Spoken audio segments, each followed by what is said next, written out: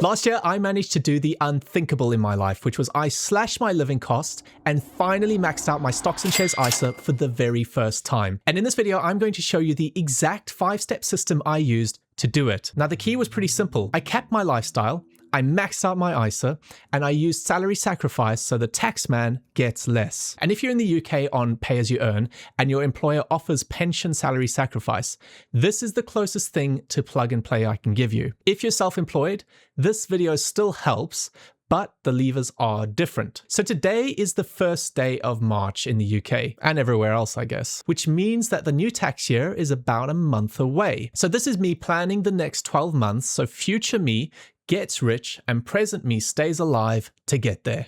The goal is simple.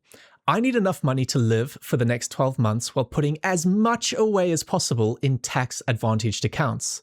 To do that, I use 5 steps.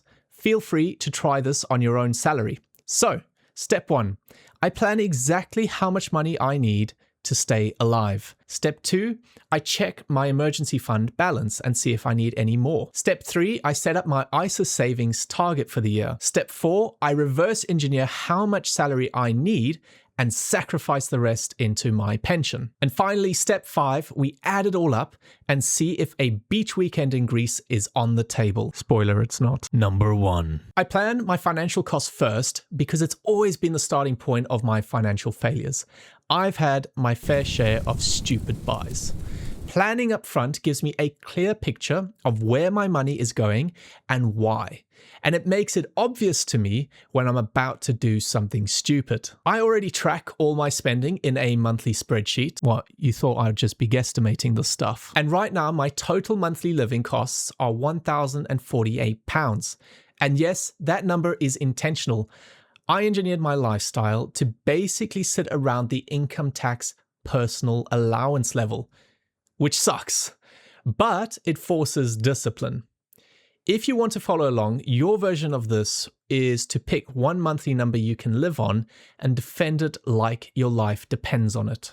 Number 2. This past year was the first time I ever had an emergency fund. I used to keep the bare minimum cash in my bank account while investing everything else. And then I matured. Not really, I just found that my bank offers a flexible savings account offering 3.5% interest and thought, well, at least that offsets some inflation. Right now, my emergency fund is 6 months of living costs. That's £6,288. So I'm keeping it there. For me, that means emergency fund contributions this upcoming year are 0. If you don't have runway yet, your next step is simple. You just need to add whatever gap you want to fund to your after-tax target. Number 3. Next, I decide how much I want to contribute to my stocks and shares ISA. My answer is all of it. The annual limit is currently £20,000, which means I need £1,666 and 67 pence per month going in. And that gets added to my after-tax income target. Now, if you can't hit that £1,666 a month, don't quit. Pick a number, even if it's just 10 quid, and automate it. The goal here is consistency first, maxing it out second. When I got my first job, I fell into the trap of thinking since I can't meaningfully save any money and put it into my stocks and shares ISA, I may as well leave it be. No. Most people think that saving is about willpower. It's not.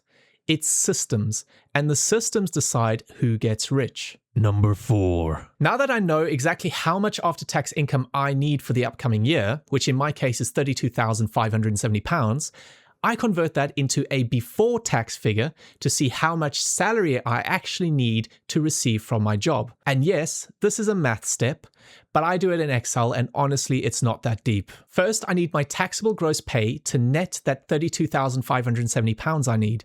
Using current tax and national insurance rates, I get about £40,348. Second, I look at my total compensation and I calculate how much of that I need to salary sacrifice into my pension so that my taxable gross pay lands around that £40,000 mark. Now, I've established that and I've communicated that number to my employer to salary sacrifice each month starting next month in April. Also, quick note, this isn't financial advice and pension money is locked until retirement rules are met, but it's still part of how I save because it's allocated to my future. My employer also contributes 15% of my base salary. I then double check my contributions don't exceed my annual pension allowance. And yes, this includes checking if I have any unused allowance from prior tax years. And as a tip, I periodically transfer my workplace pension to my self-invested personal pension or SIP, so I have more control over how it's invested. This does come with admin. I have to tell HR, they have to re-enroll me, but at least I'm not losing pension matching over some paperwork. Number 5. Now we add it all up, see what the damage is, and whether Greece survives. So in this chart, total compensation represents 100%. I then add my contributions to my emergency fund, which in this case was 0, my stocks and shares ISA, and pension, which gives me a total effective savings rate of 92.7% of my total compensation. And if you feel employer pension contributions don't count towards that and want to exclude it, then the savings becomes 79.5% of my salary. Now, when I started working, I would never imagine it's even possible to save over 90% of your income, but it truly is about having the right systems in place that help you reach that target. Now, if you want to apply this to yourself, here's the whole framework in one line.